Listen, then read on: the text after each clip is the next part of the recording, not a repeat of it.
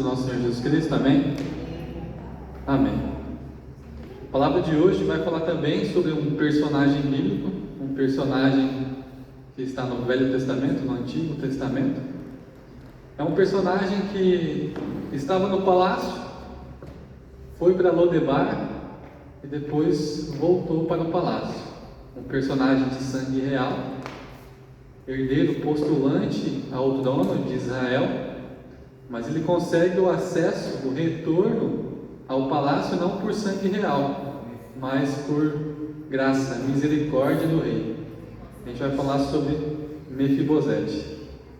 A palavra do Senhor se encontra em 2 Samuel, capítulo 9, do versículo 1 ao versículo 8.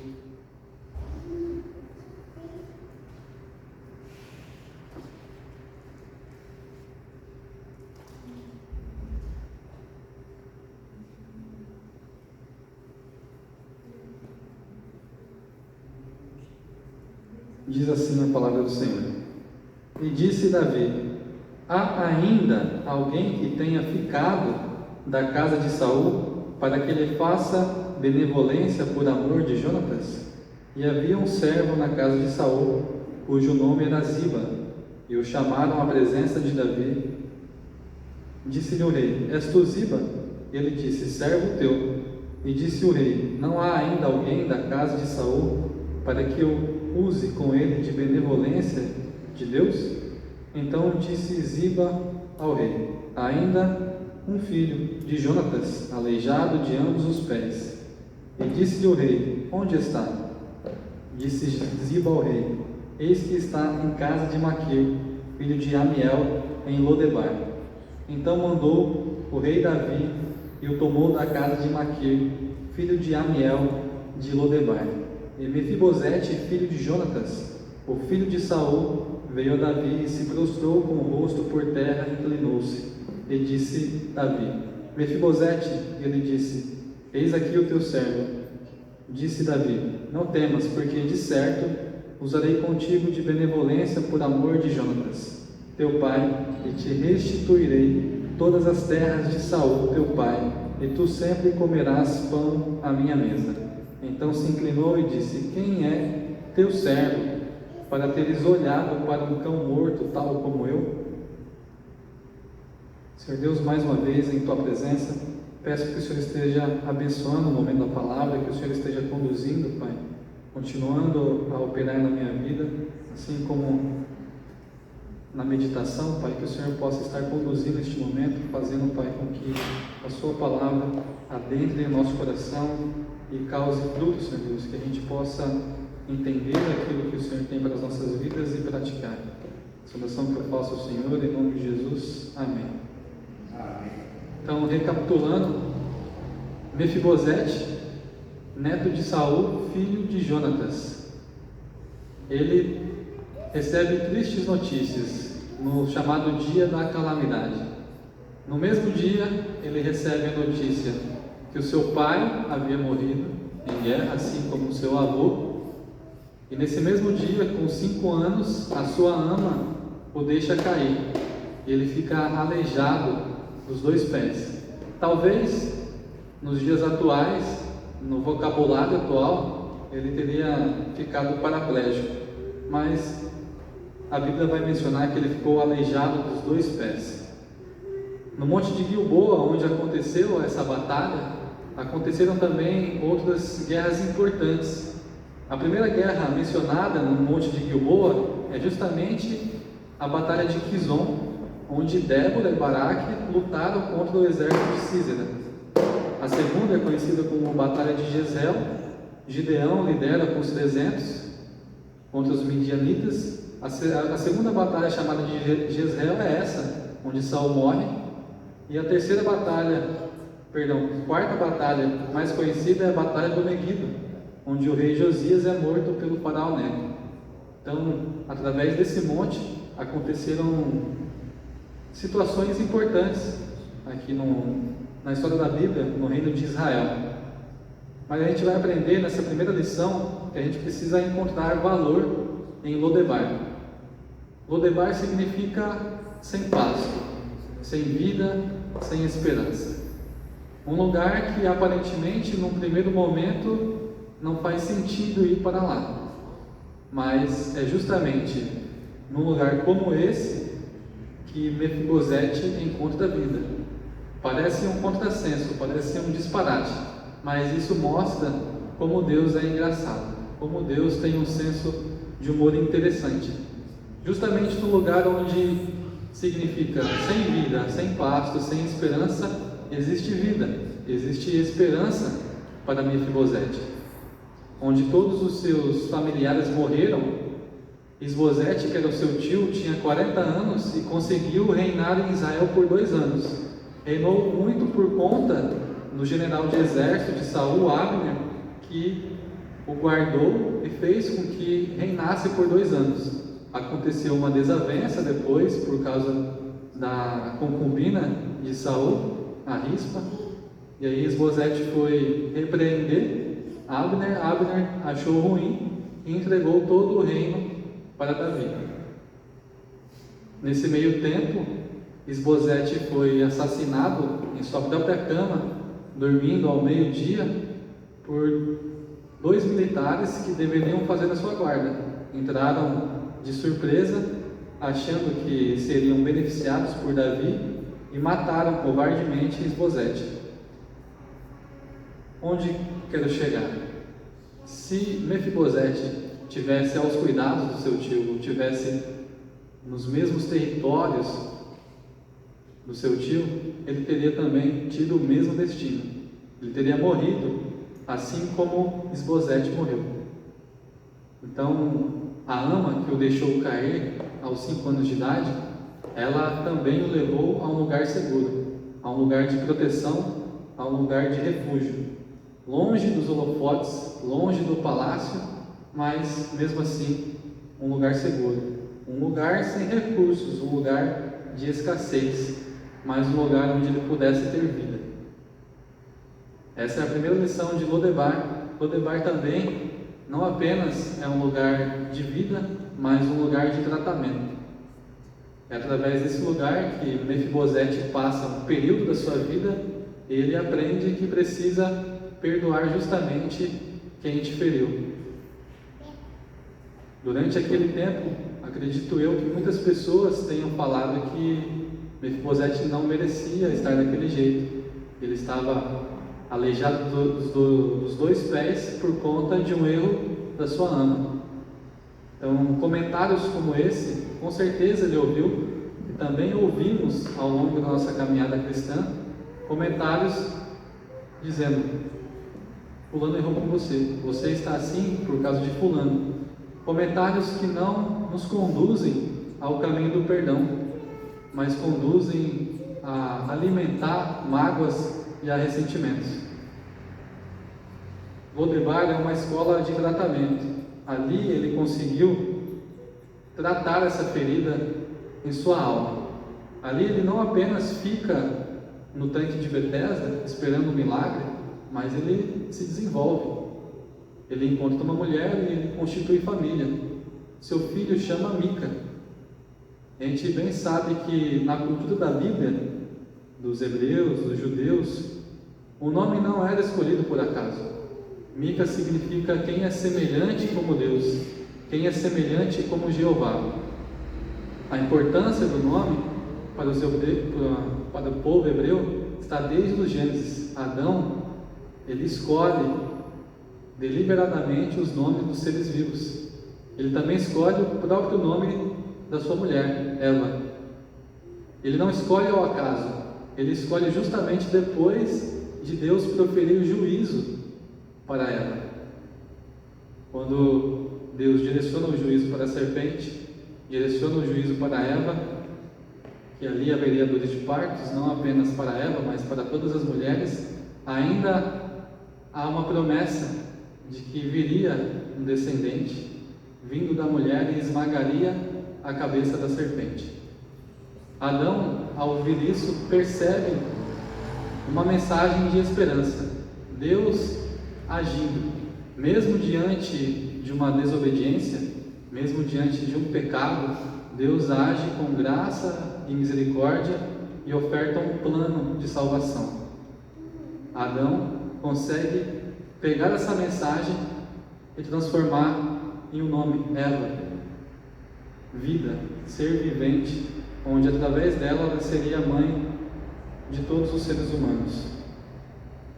Então, Lodebar é um lugar de tratamento, ele consegue perceber todo esse cenário, até o ponto de dizer: quem é como Deus? Acredito eu, para me abençoar dessa tão maneira, preservando a minha vida e fazendo com que eu possa ter uma família. Eu, aleijado dos 2 pés, uma figura que não é bem vista, não é bem-vinda para muitas pessoas, eu consigo encontrar propósito. Mica significa quem é semelhante como Deus. Provérbios 17:3 vai dizer: o ouro e a prata são provados pelo fogo, mas é o Senhor que revela quem as pessoas realmente são. Através dessa história, ao longo da história, a gente vai perceber que Lodebar foi uma escola necessária para Mefibosete. A gente vai perceber que através de algumas falas, realmente o coração de Mefibosete em nada se assemelha ao coração de Saul, e sim está alinhado com o coração de Jonatas. A gente percebe também a importância, pegando o gancho dos nomes, uma coerência. Samuel é um exemplo disso. Ana orava insistentemente para que tivesse um filho, era alvo de desprezo de Penina, havia uma rixa ali. Deus ouve a oração e Ana coloca o nome de quê? Samuel, que significa Deus ouve.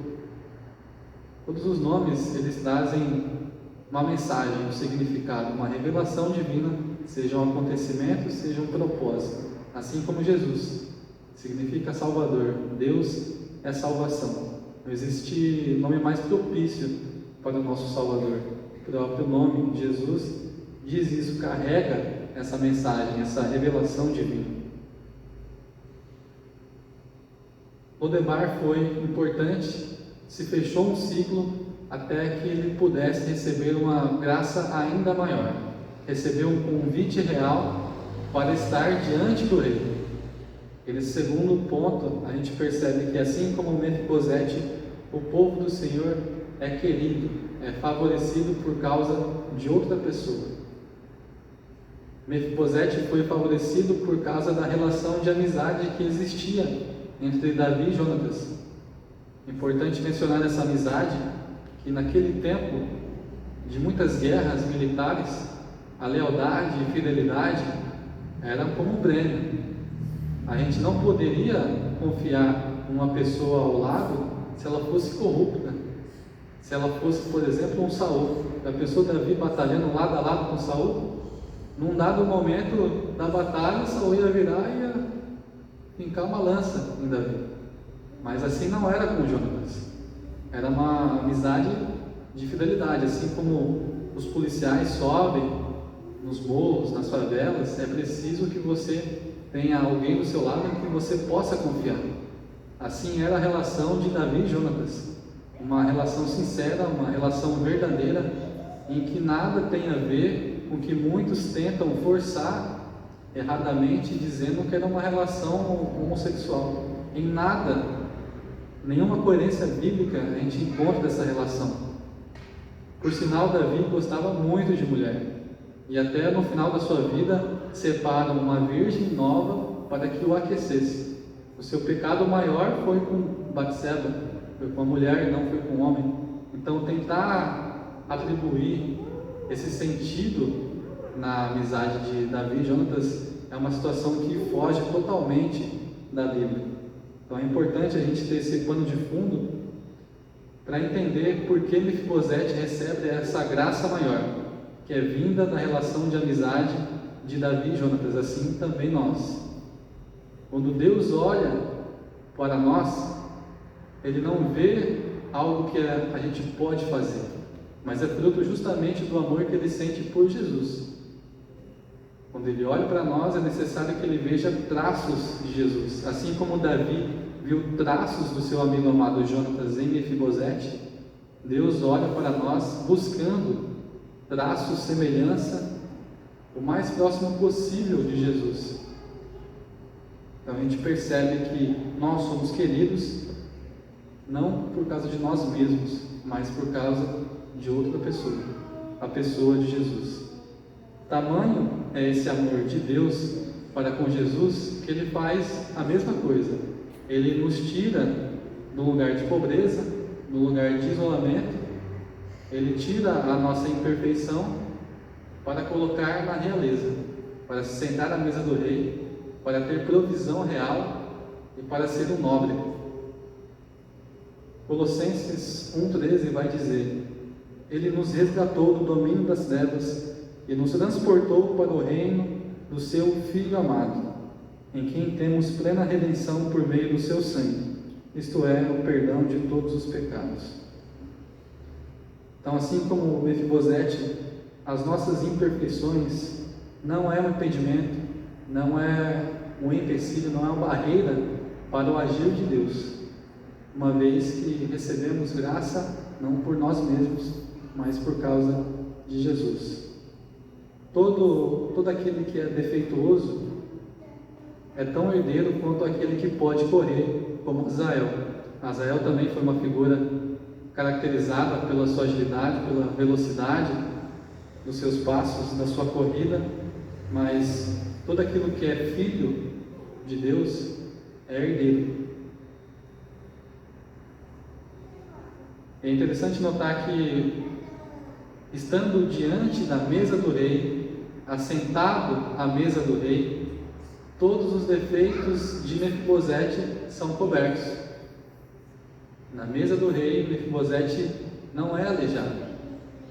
Todas as suas imperfeições, deformidades são cobertas pela mesa. Assim também nós, na nossa multidão de pecados, o sangue de Jesus cobre, faz com que haja justificação, perdão.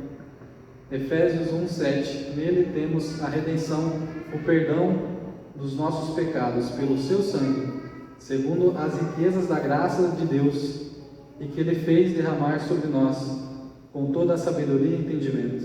Efésios 2,13: Todavia agora em Cristo Jesus, vós que antes estáveis distantes, fostes aproximados, mediante o sangue de Cristo.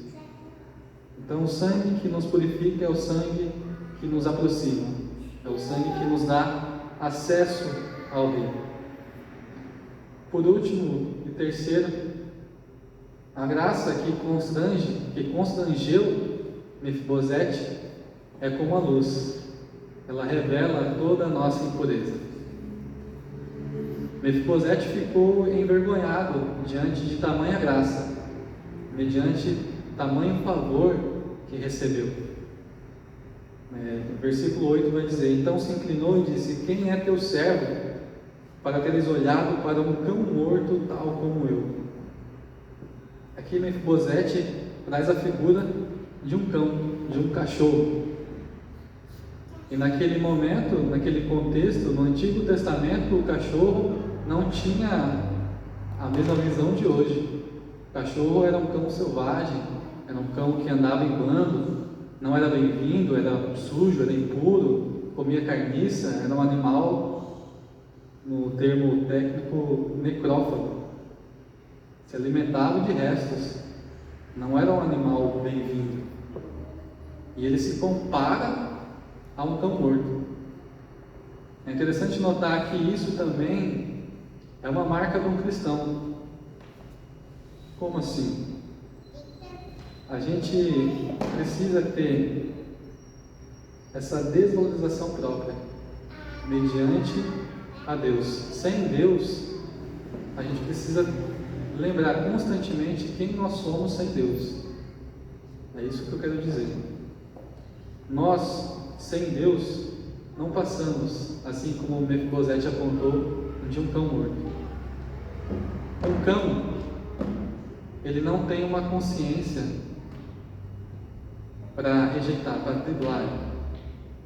Ao mesmo tempo, o cão não consegue resistir ao Espírito Santo, ao passo que nós conseguimos fazer coisas, mesmo que a nossa consciência diga uma coisa, nós conseguimos rejeitar essa inclinação.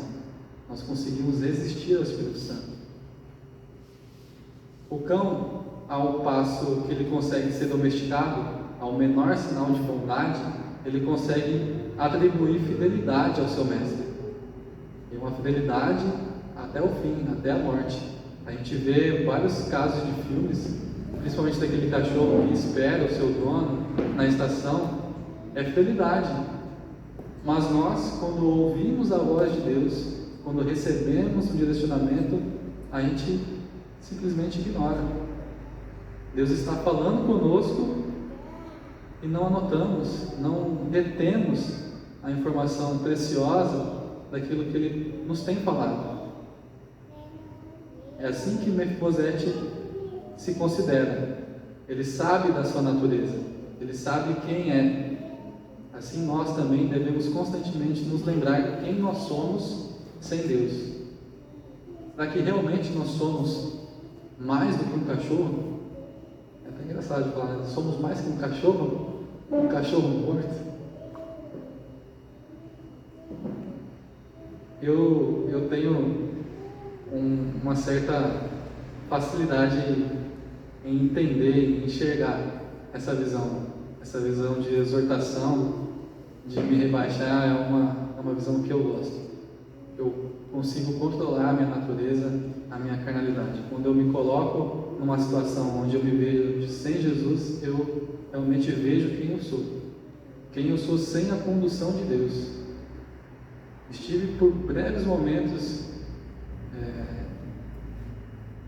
optando pela minha própria vontade. Foi terrível, consequências terríveis, nível de consciência pesada terrivelmente. Então eu sei que sem Deus eu não passo de um cachorro morto também. Mas Mefibosete, ele tinha esse espírito de pobreza. Ele sabia da sua natureza, a sua inclinação talvez de ser como Saul, às vezes alternando com o de Jonatas, mas ele aceita o convite, ele não rejeita o convite da mesa real. E esse é um passo importante. Mateus 5,3 vai dizer: bem-aventurados os pobres em espírito, pois deles é o reino dos céus. O verdadeiro pobre não apenas reconhece o seu estado, a sua natureza, mas aceita ser suprido por Cristo Jesus. Mefibosete poderia ter sido orgulhoso em apenas reconhecer a sua inferioridade, mas não aceitar se sentar à mesa do rei. Mas ele não fez isso, ele aceitou. Nós devemos aceitar constantemente. A gente não deve parar no primeiro cenário, em só se condenar. Não. A gente precisa aceitar o convite de Deus e se sentar à mesa com Ele. Então, fazer essa distinção também é importante. A gente não precisa ficar remoendo a todo instante: somos pecadores, que somos pó animado. Não, Ele já nos fez o convite de sentar à mesa. Devemos aceitar. Devemos estar diante dele em comunhão. E um dos aspectos importantes também de se atentar é Ziba. Ziba era um criado, um servo de Mefibosete. Era uma figura que deveria servir Mefibosete. Mas a gente não vê isso ao longo do texto. A gente vê Ziba tentando sempre ganhar vantagem. Quando Davi chama Mefibosete, tudo que estava na mão de Ziba vai para Mefibosete. Mas Ziba só esperou ter a oportunidade perfeita para traçar um plano de astúcia e recuperar as terras de volta por meio de mentira, por meio de falso testemunho. Em 2 Samuel 16:1 vai relatar isso. Havia Davi passado um pouco adiante do cume do monte, quando Ziba, o servo de Mefibosete, veio ao seu encontro com um par de jumentos, carregando 200 pães, 100 bolos de uvas passas, 100 frutas da estação e uma vasilha de couro cheia de vinho. O rei indagou a Ziba: que desejas ao trazer todos esses presentes? Ao que Ziba prontamente replicou: os jumentos servirão de montaria à família real, o pão e as frutas para os teus servos se alimentarem, e o vinho para reanimar os que ficarem exaustos durante a jornada no deserto. Então questionou o rei: mas onde se encontra Mefibosete, neto de seu senhor? Retrucou-se Ziba: ficou em Jerusalém, porque disse: hoje a casa de Israel me restituirá o reino do meu avô. Diante desta declaração, o rei Davi afirmou a Ziba: eis que tudo o que pertencia a Mefibosete agora te pertence. E Ziba declarou: eu me prostro diante de ti com toda a humildade. Possa eu encontrar graça aos teus olhos, Senhor meu rei. Aqui, Ziba, ele traz um falso testemunho diante de Mefibosete. Ele começa a dizer coisas que Mefibosete não disse. Ele atribui falas a Mefibosete que não são verdadeiras. Ele consegue colher uma recompensa temporária aqui, mas que não se sustenta. Mefibosete, no entanto, ele não se preocupa tanto com Ziba. Ele está preocupado com o rei. Uma pessoa que se assenta à mesa do rei, que tem acesso ao rei, a comunhão com o rei, ele não está preocupado mais com os valores materiais, com bens materiais, mas em ter o rei de volta, em paz, em segurança. É isso que Mefibosete, ao encontrar o rei Davi, menciona. É isso que ele declara e demonstra, uma atitude coerente com esse sentimento. 2 Samuel 19:24. Mefibosete, neto de Saul, também foi ao encontro do rei. Ele não havia lavado os pés, nem aparado a barba, nem mesmo lavado as suas próprias roupas, desde o dia em que o rei partira até o dia que regressou em paz e segurança. Quando chegou a Jerusalém para encontrar-se com o rei, este lhe questionou: por que não foste comigo, Mefibosete?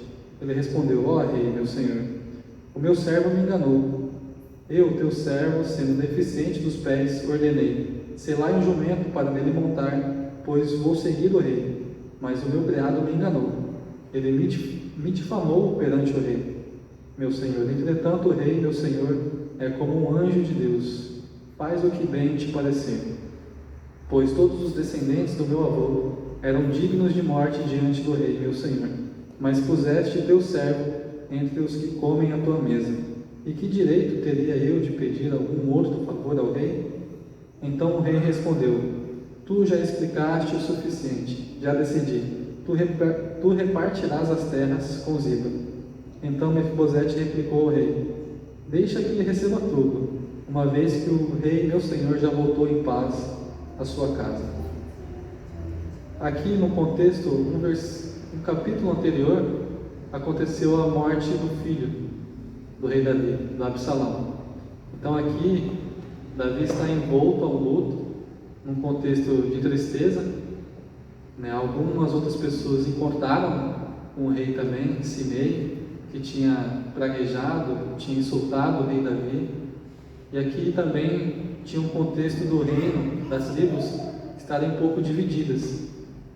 Então a gente não sabe ao certo, o contexto aqui não menciona, por que Davi não apurou para quem estava dizendo a verdade, se era Mefibosete ou se era Ziba.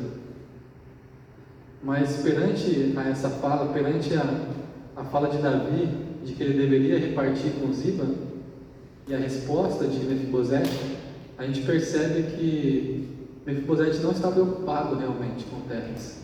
O interesse de Mefibosete não é terras, é a presença do rei.